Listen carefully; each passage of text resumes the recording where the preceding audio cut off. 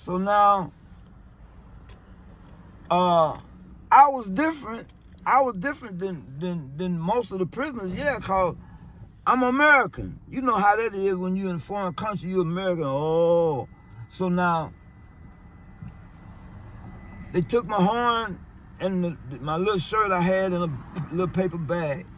Because I figure I'm listening to what my buddy is telling me, that they'll hold me for a little while, then they're going to fix it and everything where they can send me back to America.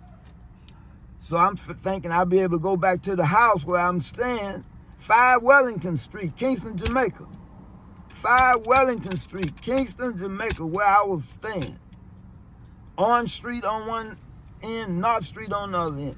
Yeah, I used to go to Coronation Market. I never seen a dice game like that. I saw it at Coronation. Boy, they had them machetes out and hooping and hollering, all shooting them dice. Boy, listen. I'm gonna get back to the jail thing. But then Jamaica was like going back in time, like I had went back to Africa 200-300 years back or something. Cause they was walking, them women were walking with stuff on their head, 2 bags in both hands, baby on her back, and might have a baby hanging in the front. Oh man, it was something to see. And how the women, they took care of their house, how they get down on the floor and polish their floors, them wooden floors, kept the house so nice. Where I was living, 5 Wellington Street, it's fenced in. But once you come in the gate, it's like 6 different dwellings there. You know, and then in the back, in the left-hand corner back there, was like a community kitchen for anybody who wanted to use it or go in there and eat and stuff like that. Yeah.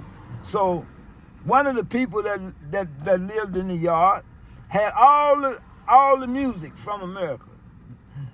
The Dells, the Stylistics, the Bloodstone, the Temptation, woo, woo, woo. He be playing that music, woo. Anyway, the other boy lived in the back, named Dookie, had a wife named Queenie. They had 2 beautiful little twin girls. They took care of me. They made sure I eat. When I got sick from drinking that 150 proof rum, they went and got this Christian minister. He was a doctor too. And I went and stayed at his house. For almost a week. I was messed up. But anyway, now I'm in jail. I had a wonderful experience. One boy used to come visit me. He used to always take me. We get milk and oats. When he get off work, he come get me. They all looked out for me. It was good. I played my horn. Now, one boy named was Baba. He told me he was going to hook me up with Bob Marley. You got to understand, this was in the early 70s. Michael Manley was the prime minister. They was putting people in jail left and right. If you got caught with a bullet, it was life. They was not playing. They get to shooting at night sometimes. I'm running across the roof in houses. All that. Okay, now, I have turned myself in. I'm ready to go back home. I'm eating curry, golden peas and rice, all that. Plantain, all that stuff I had never ate before, Guinness and stuff. Yeah. And the police will come and get me and let me come downstairs in the evening time and blow my horn, play my horn. They liked it. I didn't know how to play a lot of songs. I could sing like Louis Armstrong real good. I had a very good impersonation of Louis Armstrong's voice. Hello, Dolly. This is Louis, Dolly. And I used to knock them out with that. And I used to do, I can't do it no more. My throat, I can't do it no more like as good. And I could play a little bit of it. Then I could play Bill Withers' song, Ain't No Sunshine When She Gone. I could play that all the way through. Then I could play Summertime. real good. That was the first song I ever learned. Anyway,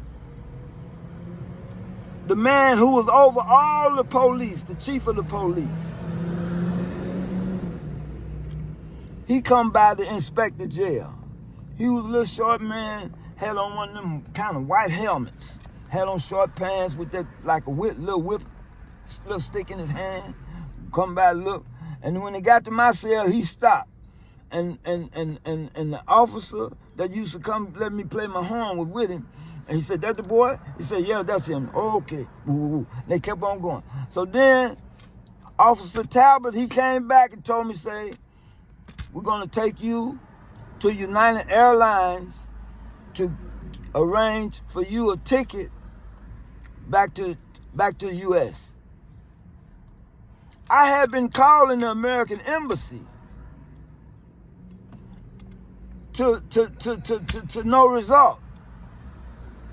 I was talking to some man, but one day I called, I think about the third time I called,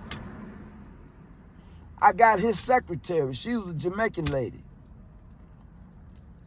And I cried to her. I'm up in this jail, man. Now, I'm in the cell with all foreigners. Now, it's 3 guys in my cell from Santo Domingo. They got drunk and got in some trouble and got locked up, and the boat left them. All right. Now it's 3 boys in there that's Jamaican. This when I first went in the cell. It's 3 boys from Jamaica. One boy's name was Lance. One boy's name was Scotcher. That's what they call him, Scotcher. And then the other boy, the bigger of all of them, kind of big old boy, I forget his name. They was in the cell too. And later on, when they took the big old boy out, put him in another cell, and then another Jamaican guy came in there. Okay, now, these guys from Santo Domingo, they raise a lot of hell in the cell all the time. If they ain't arguing with each other, they arguing with one in Jamaica. And they kind of tough too. Something like one fight. Woo. So when I come in the cell, the first hour, but really the first 30 minutes, you know how it is when you go in jail. You know, you getting checked as soon as you walk in the door. Okay, my play sister, Batima, the girl I say went over there with us, she had gave me a gold chain, and I had it on. I ain't but 5 feet 4.5. You see what I'm saying? But I come from a culture and from a neighborhood where no, you're not gonna do nothing to me. I don't care who you is. Now you think I'm playing? Okay. Now, when I go in there and sit down, I sit down on the bench. Okay? It's 2 beds here, 2 beds there, 2 beds here, 2 beds there. Something like that. I sit down on the little iron bench. You know, he moved over, so I sat down right by the door. I can't move. So, hey, bro, hey, hi. You know, hey, how you doing? Where you from? Woo, oh, you from America? Woo. So the boy sitting right next to me, the one named Scotcher. Kind of tall, brown skin, look taller than me. Everybody taller than me. All right. I don't know, he must have been about 5'7". So, oh, I like the chain, man. Can I see the chain? I said, no. I said, this, my sister gave me this. It's very special. I don't never take it off. I always wear it. Oh, let me see the chain, man. I just want to see it. I just want to see the chain. So it kept on. So I took the chain off. And I handed it to him. And he put it on. Now, as soon as he put it on, he said, I like to keep. As soon as he said, I snatched it off his neck. Shout! And I was trembling. I looked at him. And I looked around the cell. They were all in a trance. They couldn't believe what just had happened. I snatched it so fast, I didn't even touch his skin. Chow! And I'm looking at him. Okay, all right. So now the boy over here sitting on the bench across, his name was Lance. He was bigger than this boy, but his name was Lance. And he say, Scotchin, you leave the boy alone. Woo, woo, woo. And so he say, now I'm upset. And he said, man, let me fix it. Cause the class, when I snatched it off his neck, the class had bent, the class, So he took it, and he fixed it for me. You know what I mean? He fixed it for me. Yeah. And so that was that. Yeah. And so now, these boys from Santo Domingo, oh shit, they always raising hell. And woo, woo. So the big old boy leave, then another Jamaican dude come in the cell. And him and them, they get into it dang near every day. Oh man. It mess. And so couple times I played like I was sick, so I didn't have to be bothered with nobody. But finally, I talked to the black lady at the American Embassy, and I cried to her. And apparently, she got in her boss' ear. And then when the big man came through checking the jailhouse move, they said, yeah. So off the top, they took me to United Airlines. And United Airlines, they gave me a waiver on my signature that once I got back, I would pay them back the airfare, pay them back the ticket that I owed them. All good. So now they tell me they sending me to Miami. I said, no, in my mind, I said, oh, Miami? I want to go to Chicago. I want to go home, right? I can't say nothing. You feel me? I'm not going to say nothing. Miami, okay. You know what I mean? I know how to survive. Boom. I don't say it. So take me back to the jail. No, matter of fact, they didn't even take me to the jail. I didn't even go back to the jail. That was the end of jail. I had been up in there about 35 days. That was the end of jail. I never went back to that jail. But they wouldn't take me to my place, 5 Wellington Street, to get my things. Because we used to make dashikis and stuff. We had dashikis there, material, and all kinds of stuff there. You know what I mean? But anyway, took me to the airport. I'll never forget it. It was on a Sunday, September 11th. It was 1970, what year was it? 1973. 1973. Yeah, September 1973. So now, no, 74. It was 74. Because I was gone from home, I was on the road for 2 years. I left in 72. I didn't get back till late 74. Anyway, I get to Miami International Airport. I got my little bag, my shirt, and my horn. So now they gave me a few dollars. They gave me about $22, something like that. That's all. And so when I get to the airport, okay, now I see the cabs line. I go to the cab driver, white cab driver. I said, look, I'm not from here. I say, could you take me into the black area, into the black community part of town? And he looking at me up and down. I know I kind of tattered, to say the least. But anyway, he said, well, look, what you do, you go over here and you catch the number so-and-so bus, and it'll take you to Overtown. That's in the heart of the black community, or so in Miami, one of them anyway. Okay, I go over here, the bus comes, and so when I get on the bus, there's a brother already on the bus. He's sitting all the way in the back, and I always like to sit in the back, so I go back there, and so he checking me out, Said, man, how you doing? I said, I'm all right. He said, he said, man, he looking at me, you know what I mean? I got on sandals and stuff. Clothes, I've been in jail, wine the last 30 days, 35 days.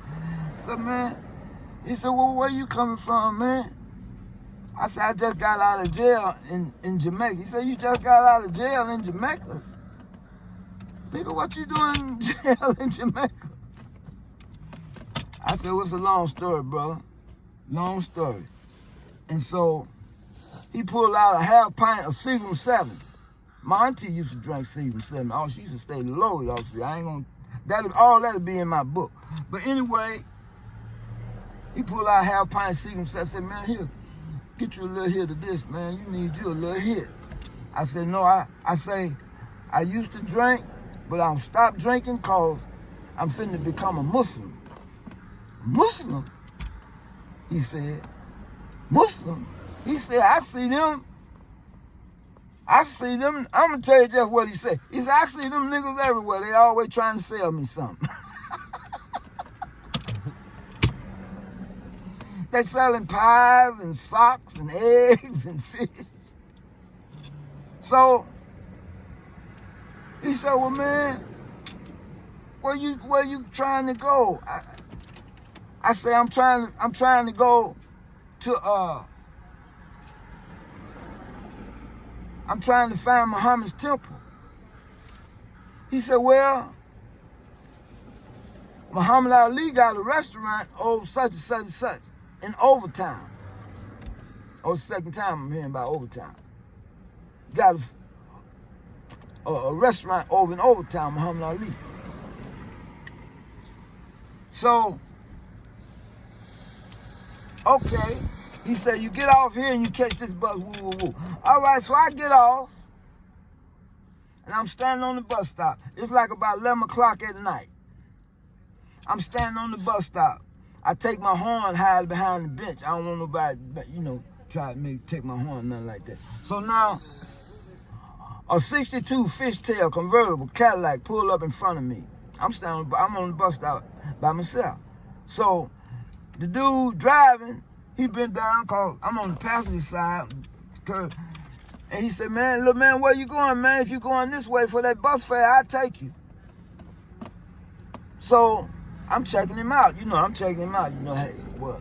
I'm checking him out. But he looked solid. He said, where you trying to go? I said, well, man, I'm not from here. I'm trying to find Muhammad Ali restaurant. I was going to Muhammad Ali restaurant. He said, Muhammad Ali restaurant? Muhammad Ali ain't got no restaurant in Miami.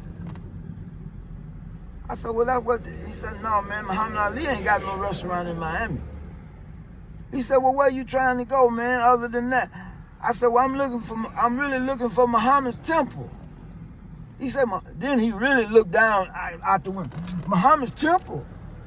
I said, yeah.